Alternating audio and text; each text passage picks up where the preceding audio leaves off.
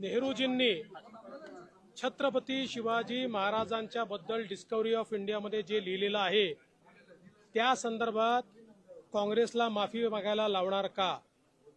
काँग्रेसने ज्या प्रकारे मध्य प्रदेशमध्ये छत्रपती शिवाजी महाराजांचा पुतळा बुलडोजर लावून त्या ठिकाणी तोडला, त्याच्यावर शरद पवार साहेब आणि उद्धव ठाकरे साहेब का मुग गिळून बसले आहेत? कर्नाटकमध्ये ज्या प्रकारे काँग्रेसच्या प्रदेशाध्यक्षांनी छत्रपती शिवाजी महाराजांचा पुतळा हटवला त्याबद्दल ते एक शब्दही का बोलत नाही? पहिले याचं उत्तर दिलं पाहिजे. इतके वर्ष आम्हाला काँग्रेसने इतिहासात शिकवलं की शिवाजी महाराजांनी सुरत लुटली. महाराजांनी सुरत लुटली नव्हती.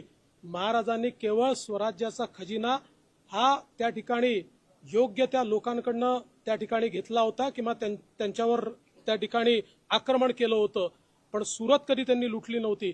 पण हा इतिहास जणू काही महाराज त्या ठिकाणी लूट करायला सामान्य माणसाची गेले होते.